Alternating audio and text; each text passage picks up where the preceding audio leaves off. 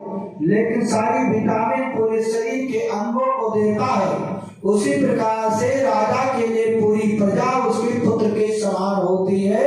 जासु राज प्रिय प्रजा दुखारी, सोन पर नरक अवश्य अधिकारी। तो धन्य सुभूप नीति जो करई, और धन्य सुध जन धर्म न डरई। ब्राह्मण ने उस ब्राह्मण को बताया जो अपने धर्म का पालन करते हुए अपना जीवन निर्वाह करता है, और सो धन धान्य प्रथम गति जाएगी। भोले बाबा ने धन में उस धन को धन्य बताया जिसकी पहली गति होती है। धन की 3 गति होती है। पहली गति है दान, और दूसरी गति है भोग, और तीसरी गति है नाश। तो सो धन धान्य प्रथम गति जागी, और धान्य पुण्य मति रति सोई पागी। भोले बाबा ने उस समय की बुद्धि को धन्य बताया जब व्यक्ति के अंदर सत्संग करने का पावन अवसर प्राप्त होता है, भगवान की तरफ जुड़ने का मन होता है, उस समय के बुद्धि को धन्य बताया। और धन्य घड़ी सोई जब सतसंगा, और 24 घंटे में उस समय को धन्य बताया, उस घड़ी को धन्य बताया जब सत्संग प्राप्त होता है। जो हम आप बैठे हुए हैं, ये समय जो है भोले बाबा की डिग्री में, धन्य की डिग्री में बैठे हुए हैं कि धन्य घड़ी सोई जब सतसंगा, और धन्य जन्म भगति अभंगा। सो कुल धन्य उमा सुने जगत पूज सुपुनीत, श्री रघुवीर परायण जहि नर उपज विनीत। बाबा भोलेनाथ उमा से कहते हैं कि हे उमा, वो कुल धन्य हो जाता है जिस कुल में भगवत भक्त होता है। अगर पुत्री भगवान की भक्त हुई तो 21 पीढ़ी तक जाती है, पुत्र भगवान का भक्त होता है तो 7 पीढ़ी करती है। राम भगत बिटिया भली, राम विमुख नहीं पूत, शबरी का वैकुंठ भा, धुंधकारी भय भूत। दुकान 9 ये हो गए, और 10वें पर गंगा, और 11वें पर तुम हो। पार्वती जी को शांति मिली, तीसरा प्रयाग में जागृति जी भरद्वाज जी से कहते हैं। फिर उसी कैलाश पर्वत पर अच्छे वट के नीचे देवी पार्वती ने भोले बाबा से निवेदन किया भगवान की कथा सुनने के लिए कि कथा जो सकल लोक हितकारी, असोई पूछन चाह शैल कुमारी। पार्वती ने भोले बाबा से कहा, हे भोलेनाथ, जब मैं अगले जन्म में, पूर्व जन्म में सती शरीर में थी, तब हम परीक्षा लेने के लिए उनकी गई, और वो जो है परमात्मा ब्रह्म, जो निर्गुण निराकार परमात्मा ब्रह्म है। पार्वती ने भोले बाबा से पूछा कि ब्रह्म जो व्यापक विरजयज, अकल अनीह अभेद, शोकी देह धर हो जासु न जानहि वेद। जिसके बारे में वेद भी कुछ नहीं कह सकता है, निराकार है, निर्गुण है, अजन्मा है, अविनाशी है, वो जो है शरीरधारी कैसे हुआ? और शरीरधारी होने के कारण बाबा भोलेनाथ ने कहा कि विप्रधेन शूर संतहित लीन मनोज अवतार, कचब जब होई धर्म कई हानि, अपाढ़हि असुर महाअभिमानी। तब तब प्रभु धरि विविध शरीरा, कृपा निधि सज्जन पीरा। तो कहा कि वाले भाव कहते हैं कि जब अधर्म बढ़ने लगता है, धर्म घटने लगता है, तो परमात्मा नाना रूप धारण करके धरा धाम पर आते हैं और शिक्षा लेकर फिर चले जाते हैं। पार्वती की इस प्रश्न से जब उन्होंने पार्वती ने पूछा कि ब्रह्म जो व्यापक बेरज यज अकल अनी अभेद सो के देहि धर होई नर ज्यासु न जाने वेद। तो कहा पार्वती ने दूसरा प्रश्न पूछा कि विष्णु जो सुरहित, जब भोले बाबा ने कहा कि विप्रधेन सुर संतहित लीन मनुष्य होता, तब पार्वती ने फिर प्रश्न किया कि ठीक है भोले बाबा, अरे इनके लिए उन्होंने अवतार लिया तो विष्णु जो सुरहित नारतानुधारी असोई सर्वज्ञ जथा त्रिपुरारी। अगर उन्होंने देवताओं के कल्याण के लिए उन्होंने अवतार लिया तो सर्वज्ञ हैं, जन जन की बात जान रहे हैं, वो सब कुछ जानते हैं। तो ये बताइए कि मैंने देखा, आंखों से देखा था जब मैं सती शरीर में थी, तो वो दंडक वन में अपनी पत्नी सीता के लिए इतने विरही थे, इतने दुखी थे कि खोजहि सो की आज्ञा नारी अज्ञान धाम से पति असुराई। जो इतना जो है पागल थे कि मनुष्यों से कौन कहे, पेड़ पौधों से पूछते हैं, पशु पक्षियों से पूछते हैं, भावों से पूछते थे कि हे खग हे मृग मधुकर श्रेणी और तुम देखी सीता मृग नैनी। हाँ गुण खानी जानकी सीता और रूपशील व्रत नेम पुनीता। लक्ष्मण समझा ये बहुभांति अपूछत चले लता तरुपाती। तो क्या वो नहीं जानते हैं जब सर्वज्ञ थे कि उनकी पत्नी सीता को लंकाधीशों रावण चुरा ले गया है, अशोक वाटिका में बैठाए है, तो क्यों नहीं जाकर रावण को मार करके अपनी पत्नी को ले आते, बल्कि ऐसे वो कर रहे हैं। तो इसलिए वही प्रश्न, लेकिन पार्वती ने कहा है बोले बाबा, ये मैं शंका की दृष्टि से नहीं बल्कि लोक कल्याण की भावना को ध्यान में रखते हुए, संसार के लोग ऐसा अपने मन में सोच सकते हैं, इसलिए संसार के जीवों के कल्याण के लिए उनके मन से शंका समाधान करने के लिए मैं आपसे पूछ रही हूँ।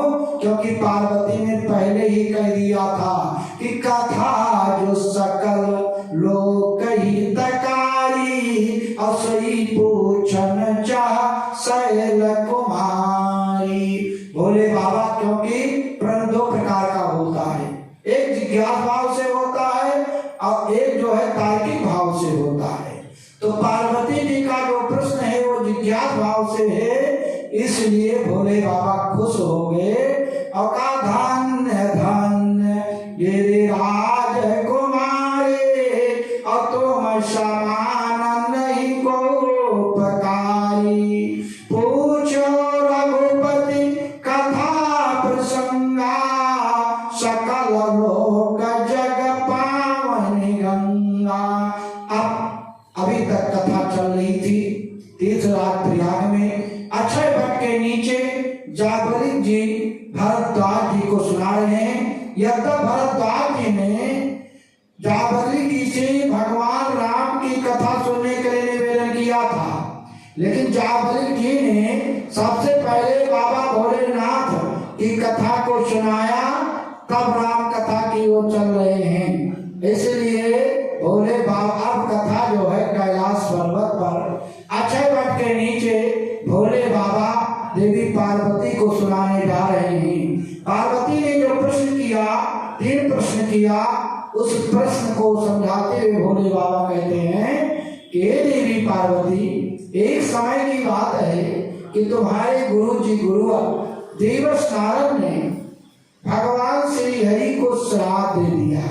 उसी श्राप के कारण उनको इस मृत्यु लोक में आना पड़ा। जो है नारद श्राप दीन यकबारा अकाल पये काला गीता अवतारा।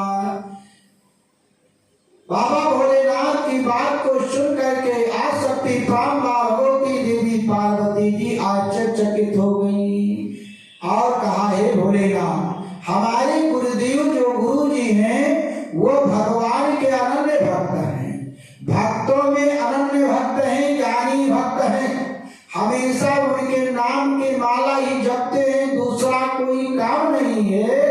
तो आखिर में हमारे गुरु जी ने जो है क्यों जो है उनको श्राप दिया? क्योंकि जो उनको स्वामी मानते हैं वो हमारे गुरुदेव ऐसा नहीं कर सकते हैं। गिरिजा चकित भई सुनिवानी अनारद विष्णु भगत पुनि ज्ञानी। तब पार्वती ने कहा कि बोले बाबा, आखिर में कुछ ना कुछ जरूर अपराध मेरे गुरु जी के साथ भगवान श्री हरि ने किया होगा, तभी हमारे गुरु जी को उनको श्राप देना पड़ेगा। क्योंकि पार्वती जी अपने गुरु की जो है वो निंदा नहीं सुन रही हैं, क्योंकि भोले बाबा ने यही कहा सबसे पहले कि तुम्हारे गुरु जी ने जो है विष्णु भगवान को श्राप दिया। लेकिन पार्वती जी क्या कह रही हैं कि हमारे गुरु जी भगवान श्री हरि को श्राप नहीं दे सकते हैं, कुछ जरूर जो है श्री हरि ने हमारे गुरु के साथ अन्याय किया होगा, तभी हमारे गुरुदेव को श्राप विवश होकर के देना पड़ेगा। तो इसलिए काय अपराध, पार्वती ने भोले बाबा से पूछा कि काय अपराध रमापति कीन्हा अकारण कौन श्राप मुनि दीन्हा। हे भोले बाबा, ये प्रसंग मुझे सुनाइए। भोले बाबा कैलाश पर्वत पर आसक्ति प्राण भगवती देवी पार्वती से कहते हैं, ये देवी पार्वती, एक बार तुम्हारे गुरुदेव गुरु जी के मन में इच्छा हुई, हिमालय पर विचरण करते हुए गए, एक सुंदर सरोवर में स्नान किया और स्नान करने के बाद में सोचा लाओ कुछ भगवान का ध्यान कर लें, भजन कर लें, और भगवान के ध्यान में मग्न हो गए। समाधि इतनी लग गई, अखंड समाधि लग गई। अब उधर देवराज इंद्र ने सोचा कि देवनाथ ने हिमालय पर जो है अखंड समाधि लगा दिया है, और अगर कहीं ये जो है भगवान को प्रसन्न कर ले और खुश होकर के मेरा इंद्रासन न मांगे। इसलिए देवराज इंद्र को बहुत जो है चिंता हुई। देवराज इंद्र ने रंभा आदि अप्सराओं के सहित कामदेव को भेजा कि जा करके देवर्षि नारद की समाधि को भंग कर दो। अप्सराएं आई, नृत्यगान होने लगा और कामदेव ने अपनी सारी जितनी कलाकलाप था सब कुछ जो है कर डाला, लेकिन देवर्षि नारद के ऊपर कोई प्रभाव नहीं पड़ा। काम कला कछुनु नहीं न व्यापी। इसके बाद में कामदेव अपना हार मान करके और वहां से चले गए।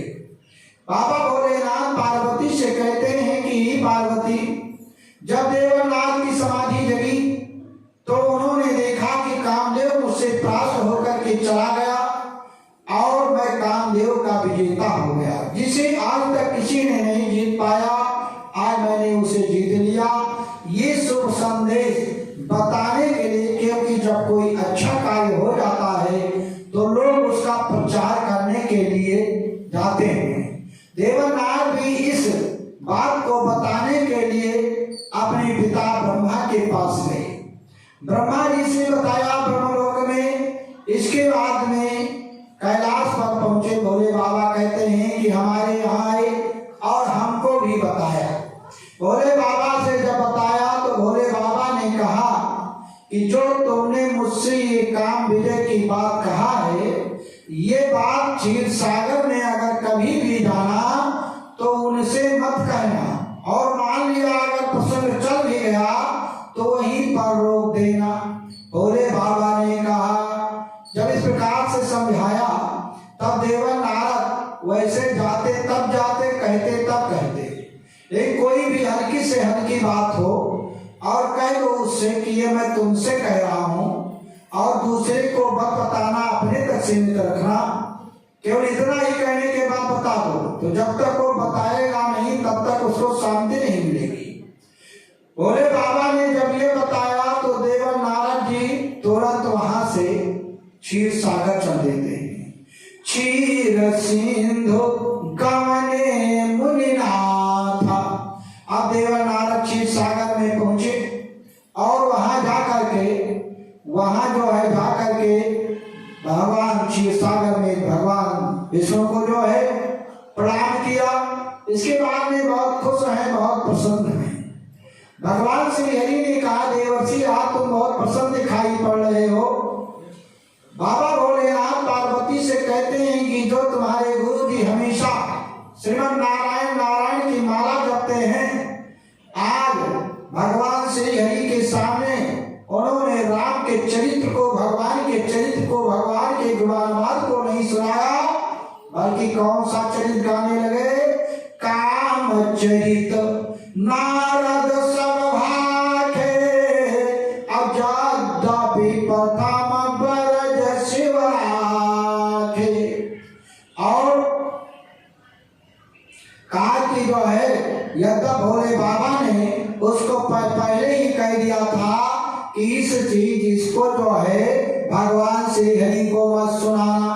इसलिए जब देवर नारद ने जब सारी रात मैंने काम को जीत लिया है, सारी बात को सुनाया, भगवान श्री हरि ने मन में देखा कि देवर नारद जो हमारे भक्त हैं, अनन्य भक्त हैं, उनके हृदय में जो काम को जीत लिया है उसका घमंड का अंकुर जो है फूल पड़ा है।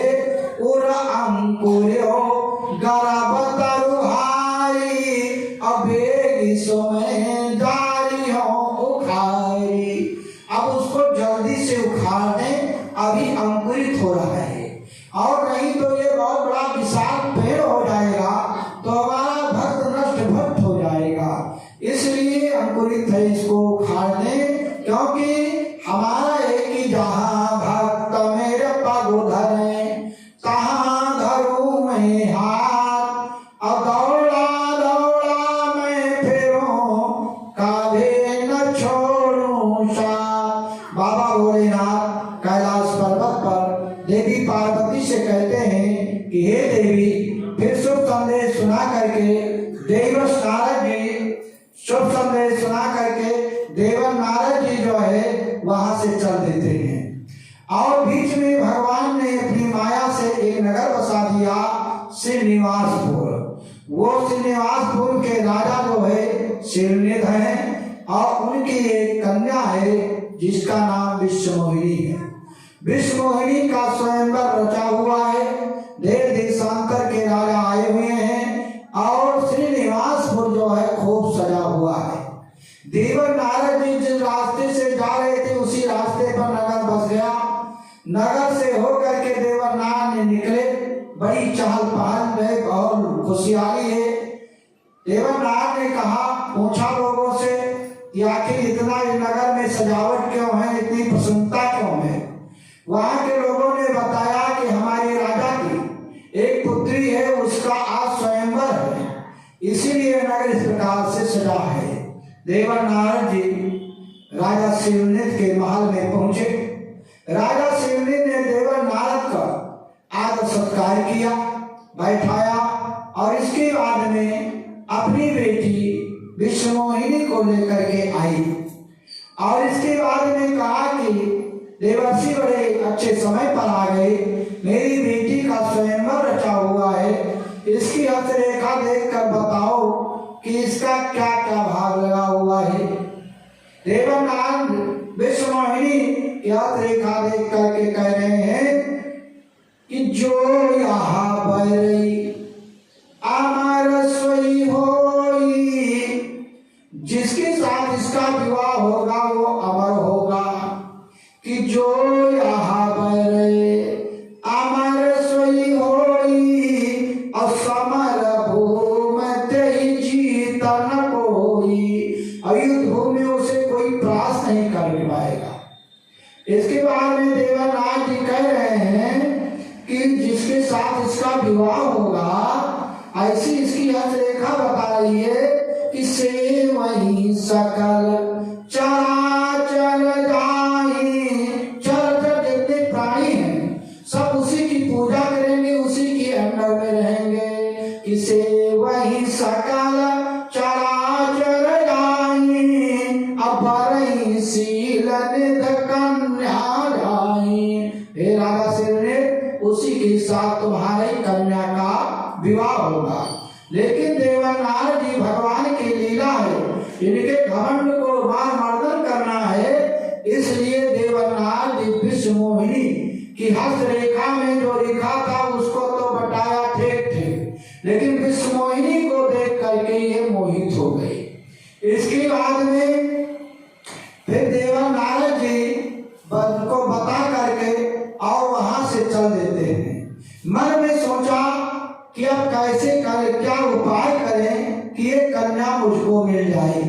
देवनाथ ने सोचा कि इतना समय नहीं है कि हम जप करें, तपस्या करें, भगवान को खुश करें, तब भगवान आवे तब उनसे हम वरदान मांगे, क्योंकि तब तक तो विवाह हो जाएगा, स्वयंवर तो रचा हुआ है। देव बाबा भोलेनाथ पार्वती से कहते हैं कि हे पार्वती, जो तुम्हारे गुरुदेव हमेशा श्रीमन नारायण नारायण की माला जपते हैं, आज जो है भगवान को नहीं याद किया बल्कि अपने पिता को याद किया। कि जप तप कछु न होई यही काला, अहे विध मिलई कवन विधि वाला। हे विधि, हे पितामह, ये बताओ हम कौन उपाय करें कि ये कन्या मुझको मिल जाए। अगर भगवान को याद कर लेते तो देवनाथ जी की ये सारी माया समाप्त हो जाती। जहाँ राम तहाँ काम नहीं, जहाँ काम नहीं राम, और तुलसी दोनों की राहें रवि रजनी एक ठाव। इस संसार को सबसे पहले किसने रचा? ब्रह्मा जी ने रचा। ब्रह्मा जी के द्वारा सृष्टि की रचना हुई और उन्हीं को याद किया अपने पिता ब्रह्मा को कि जप तप कछु न होई यही काला, अहे विध मिलई कवन विधि वाला। और जब हनुमान जी जब संजीवनी बूटी लिए आ रहे थे तो उस समय उन्होंने, जब भरत ने अपने बाण को मारा हनुमान जी के ऊपर, तो अब हनुमान जी ने भी अपने, जब रावण ने, जब लंका में इन्होंने जो है हनुमान जी के पूंछ में जब आग लगाई गई थी तो हनुमान जी बड़े जोर से कूदे और अपने बाप को याद किया। हाय बप्पा हो, हनुमान जी के पिताजी आ गए। हरि प्रेरित ही अवसर मरुत चले 49, अट्टहास करी गरजा काफी बड़ लागे आकाश। तो आज नारद जी ने पितामह ब्रह्मा को याद किया कि हम कौन सा कार्य करें। तो अब ब्रह्मा जी की सृष्टि के अनुसार हम नारद जी के अंदर विवेक जागृत हुआ, बुद्धि जागृत हुई कि अब इतना समय नहीं है कि हम तपस्या करें, लेकिन आज तक मैंने भगवान का प्रचार ही किया और मैंने कुछ उनसे याचना नहीं या को नहीं मांगा, इसलिए आज अब चल करके उनसे मांगे यही जो होगा कि हरि सन मांगो सुंदरताई। अब चल करके जो है और हर भगवान से, हरि से उनकी सुंदरता को मांगने, उनके रूप को मांगने, क्योंकि उनके समान कोई सुंदर है नहीं। जितने राजा महाराजा आएंगे सबसे सुंदर वो है, इसलिए जब उनका रूप मुझे मिल जाएगा तो उनके रूप को देख करके विश्व मोहिनी मोहित होकर के मेरे गले में वरमाला छोड़ देगी।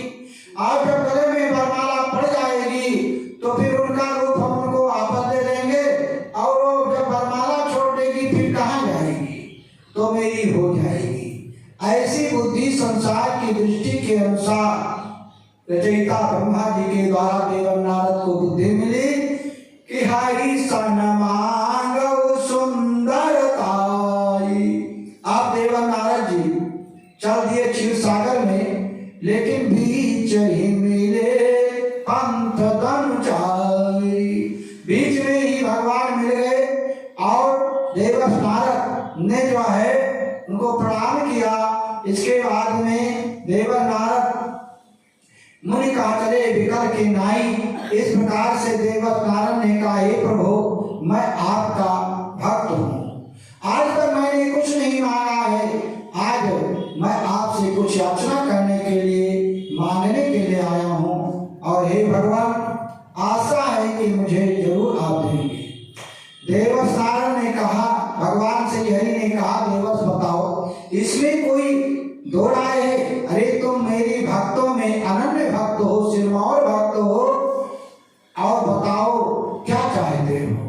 देवनाथ ने यही कहा कि जही विध होई नाथई तमोरा कारौ सबेगी दास मई तोरा। हे नाथ जिस प्रकार से मेरा कल्याण हो वही आप करें और जल्दी करें, क्योंकि समय बहुत थोड़ा। भगवान श्री हरि ने कहा देवर्षि तुम हित की बात कह रहे हो, लेकिन मैं तुम्हारे साथ वो करूंगा कि जही विद वही है परम हित नारद सुनो तुम्हार सोई हम करब न आन कछो मिर्सान वचन हमार। कहा कि तुम हित की बात, नारद ने कहा जय विद हुई है, कहा नारद ने कहा था जय विद होए नाथ हित मोरा, जिस प्रकार से मेरा हित हो कल्याण हो। लेकिन भगवान एक कदम ऊपर बढ़ करके क्या कहते हैं कि तुमने हित की बात कहा है, लेकिन जय विद हुई है परम हित नारद सुनो तुम्हारा परम हित, तुम हित की बात कह रहे हो, लेकिन मैं परम हित की बात करूंगा। इसके लिए क्यों तुम परेशान हो? लेकिन बताओ तो कि किस हित के द्वारा तुम्हारा कल्याण हो, क्या मैं करूं जिससे तुम्हारा कल्याण हो, वो तो तुमको बताना पड़ेगा। अब देवनाथ जी अब कैसे बता दें? तो देवनाथ का बताओ नहीं वो तो कैसे कहे डॉक्टर के यहाँ जाओ, और अगर नहीं बताओगे तो डॉक्टर कौन सी दवा देगा? कहोगे बुखार है, पेट दर्द है या सर दर्द है तभी तो दवा देगा। तो नारद जी बताने में संकोच कर रहे हैं। तो आखिर में जब कहा तो देवनाथ ने कहा कि आपन रूप दियो प्रभु मोहि। हे प्रभु अपना रूप जो है मुझे दे दो और बस इसी में मेरा कल्याण हो जाएगा। भगवान श्री हरि मुस्कुराए कि देवस कैसी बातें कर रहे हो, हमारे रूप से तुम्हारा क्या कल्याण होगा? हमारे रूप से हमारा कल्याण होगा कि तुम्हारा कल्याण होगा? इसलिए जो है कहा नहीं बस और कुछ नहीं, तुम अपना रूप मुझे दे दो बस जो है, और उसी में मेरा कल्याण हो जाएगा। कहा आखिर में हमारे रूप से क्या कल्याण होगा? बाबा भोलेनाथ ने पार्वती से कहा हे देवी पार्वती आज तुम्हारे गुरुदेव भगवान श्री हरि का रूप मांग करके स्वयं श्री हरि बनना चाहते हैं, इसलिए जो है उनका रूप मांग रहे हैं। लेकिन भगवान तो उन्हीं की लीला है, वो सब कुछ जो है जान रहे हैं। और कहा हमारे रूप से तुम्हारा क्या कल्याण होगा? तब देवनाथ ने कहा कि प्रभु अगर देना है तो दीजिए, नहीं साफ इनकार कर दीजिए, समय बहुत थोड़ा है, मकोलबाजी से कोई लेना देना नहीं। आखिर में कहा भगवान ने कहा, तब जब पूछा तो देवनाथ ने सारी बात को स्पष्ट बता दिया कि विश्वमोहिनी के साथ मैं विवाह करना चाहता हूँ और आप अपना रूप दे दीजिए, और विवाह होने वरमाला पड़ने के बाद में फिर हम आपका रूप वापस कर देंगे।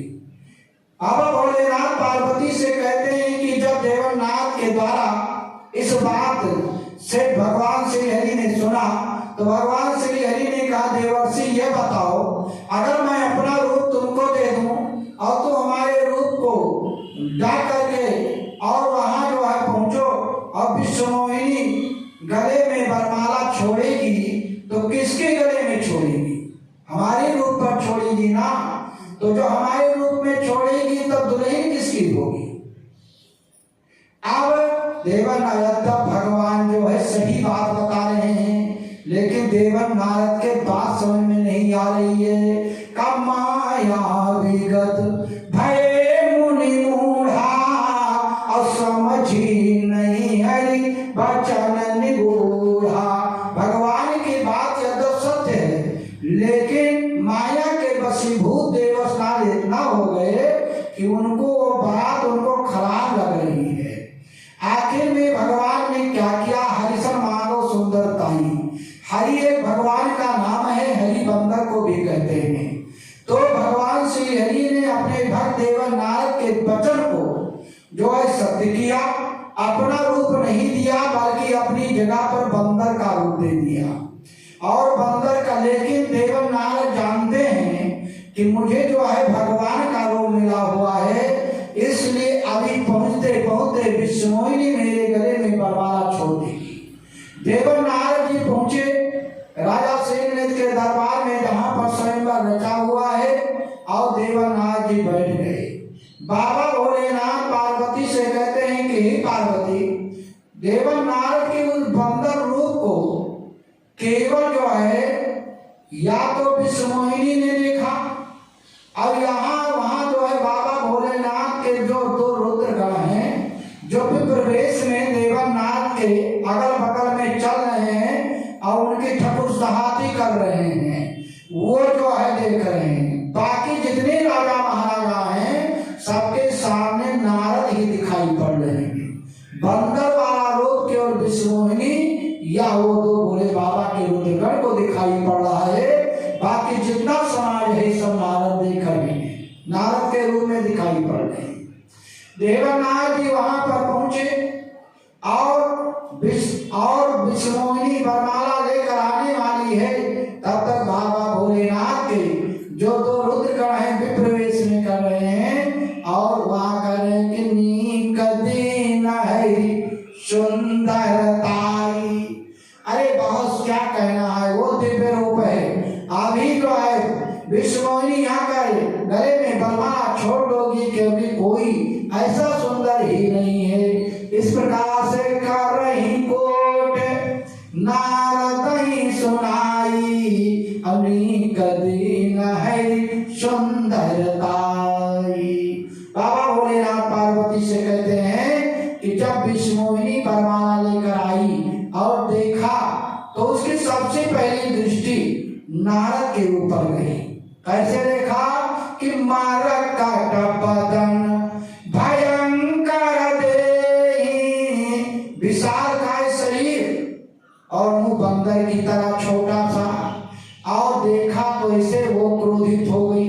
क्रोधित होकर के और उसने अपनी आंख को मूंद लिया और जिस जागवा पर चारों तरफ घूमने लगी, और जिधर जो है नारद जी अपनी लाइन से उस लाइन पर जाते हैं, उसके सामने ही आगे जा करके बैठते हैं। लेकिन जही दिस बैठे, नारद घमंड में फूले बैठे हैं कि अभी आकर मेरे गले में वरमाला छोड़ देगी। लेकिन विष्णुमोहिनी ने क्या किया कि जही दिस बैठे नारद फूली, स्वई दिस तेई न बिलो की भूली।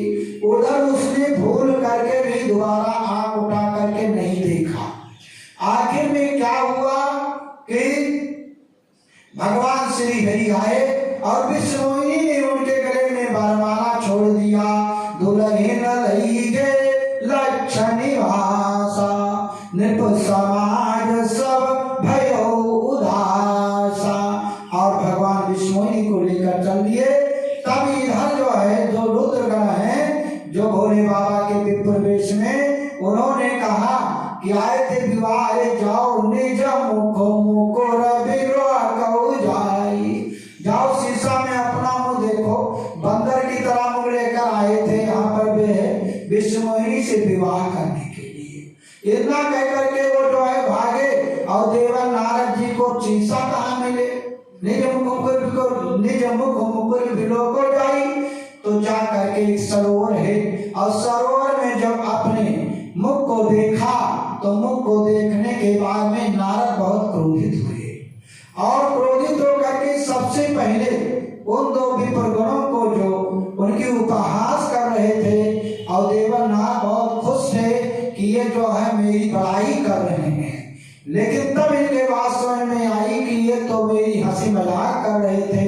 तुरंत देवनाथ ने भोले बाबा के उन दो गणों को श्राप दे दिया कि हो निशाचर जाई तुम पापी कपटी दो हंसो हमई सो ले वो फल बहुरी हंसो मुनि को।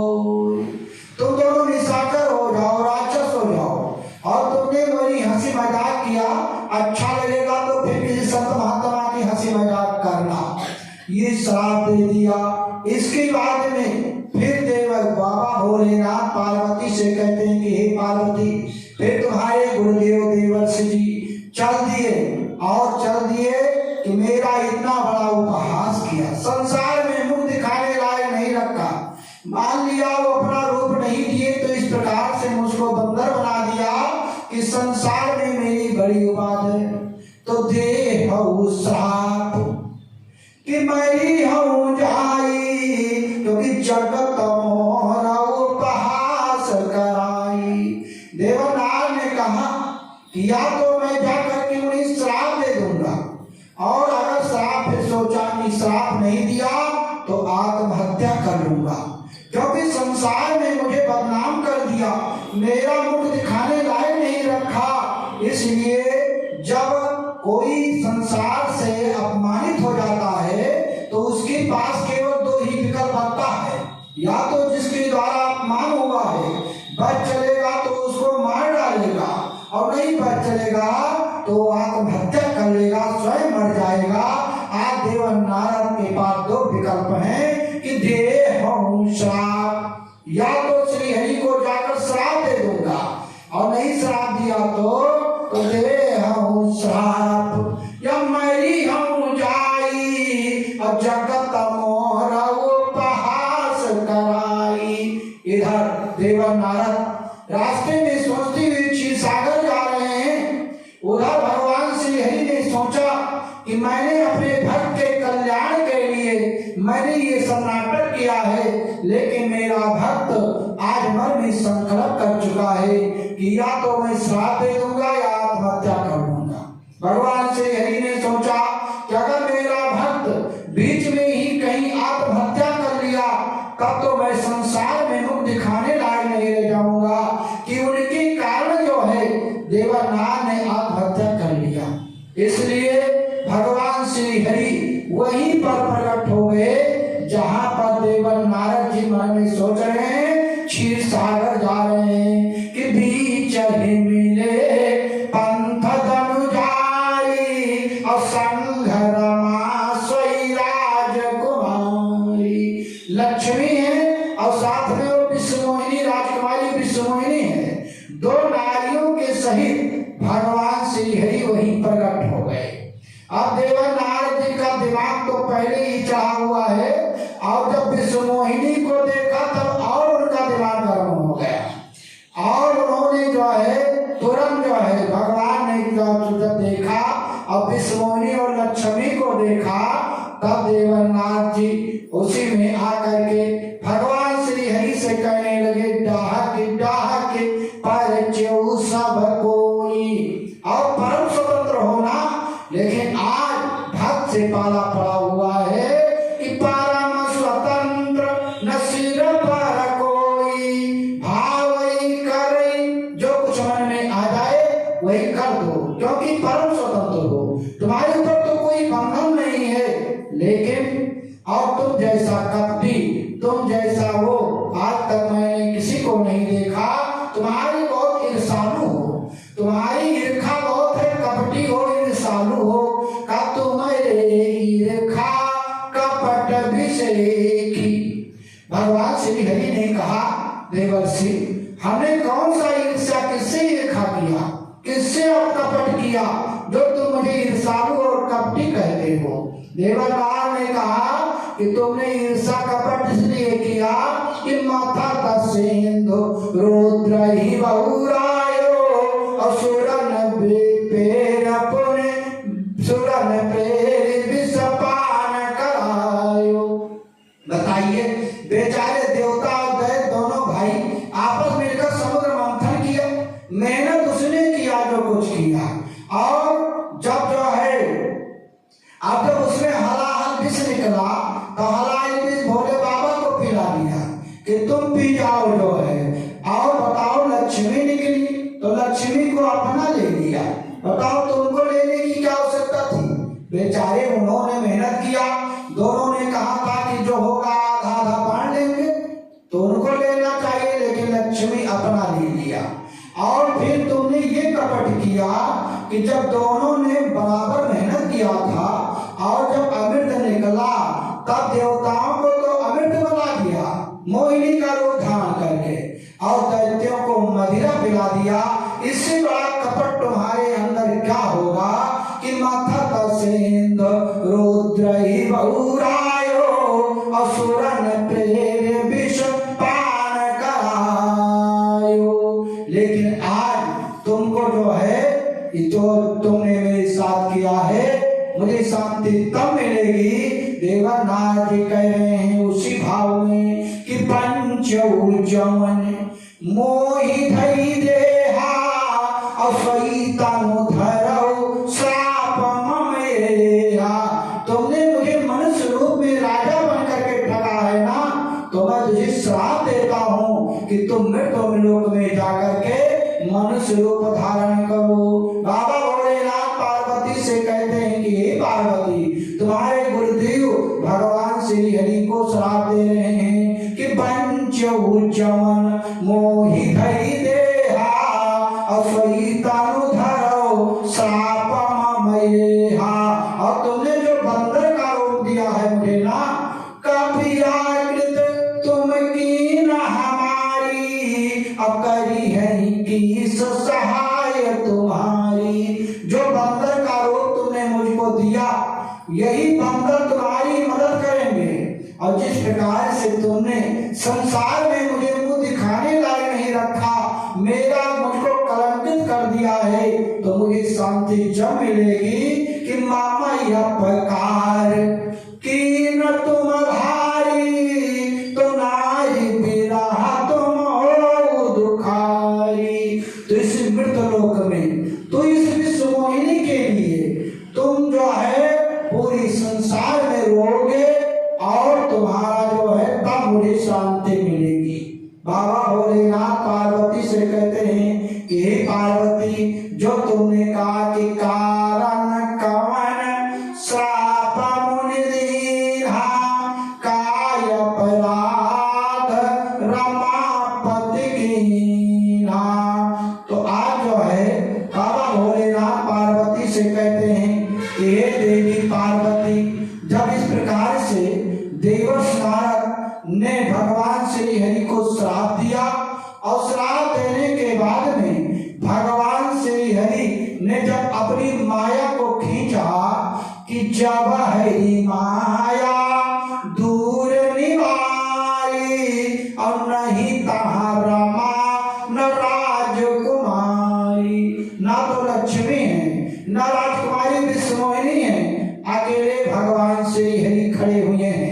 देवनाथ की बुद्धि ठीक हुई, देवनाथ जी प्रभु के चरणों पर गिर पड़े, कहे प्रभु मुझसे बहुत गलती हो गई, अपराध हो गया, और मैंने जो कुछ भी वचन जो है आपसे कहे वो मिथ्या हो जाए, और क्षमा मांगने लगे।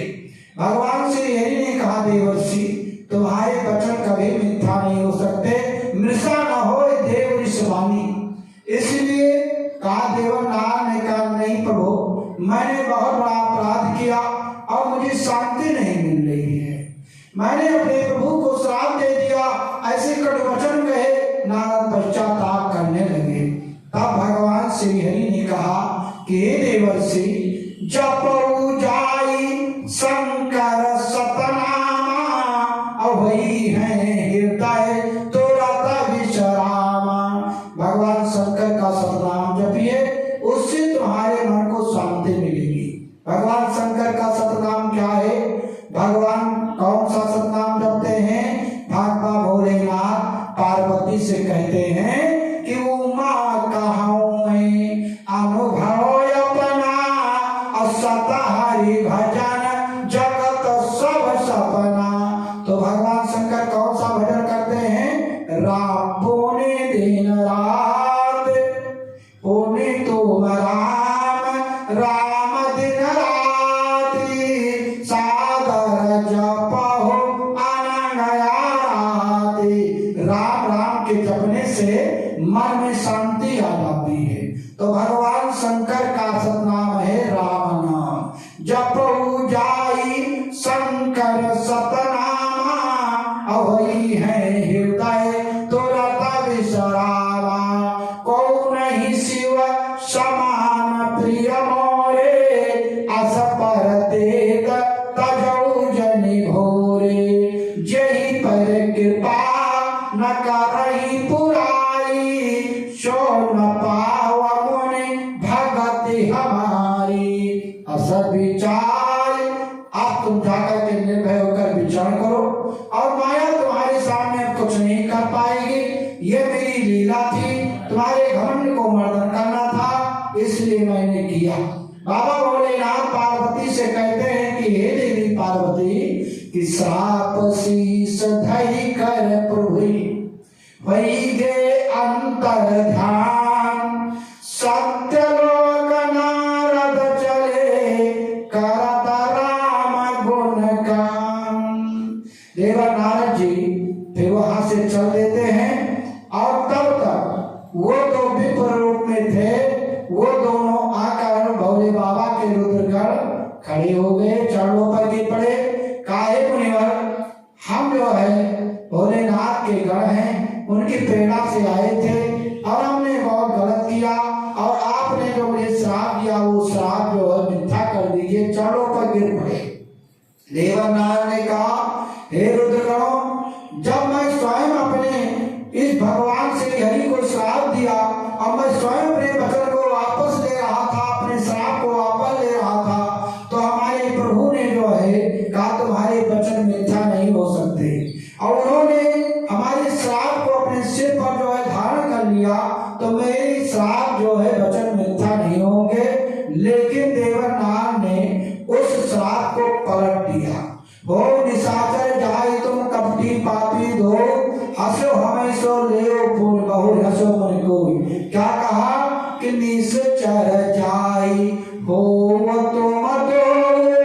तुम दोनों निशाचर होगे, क्योंकि मैंने कहा हो निशाचर जाई तुम, तो निशाचर जाई हो तुम दो अभय भाव विपुल तेज बल सो। भगवान सर्वान पुत्रवान बलवान सभी वान से युक्त हो गए। अब भुज बाला वेश जीता बातों में जइहा। और जिस दिन तुम सारे भुजाओं अपनी भुजाओं से पूरे विश्व को जीत करके एक छत्र राज करोगे बहुत दिनों तक कि भुज बल जीता बजाई तुम जइहा। तो धारी है मेरे सुर मनुज तनु तइहा। तब वो भगवान श्री हरि मृत लोक में मनुष्य रूप में आएंगे और समारा मारा ना पौने और उस तुम्हारा उनका युद्ध होगा और इसके बाद में तुम उनके हाथों से मारे जाओगे, तब तुमको मुक्ति होगी। आज बाबा भोलेनाथ पार्वती ने जो प्रश्न किया था कैलाश पर्वत पर कि ब्रह्म जो व्यापक वीर जय अकलयनी भेद शोक देह धर हो या नर जा सुन जानही वेद। दूसरा प्रश्न किया था कि विष्णु जो सुरहित नरतनुधारी असोई सर्वज्ञ यथा त्रिपुरारी खोजई शोकी आज्ञेयु नारी अज्ञान धाम से पति असुरारी। तो नारद के श्राप के कारण भगवान इस धराधाम पर आए और वही बाबा भोलेनाथ के रुद्रगण जो है आकर के जो है और रावण को पकड़ के रूप में आकर के उन्होंने जन्म लिया।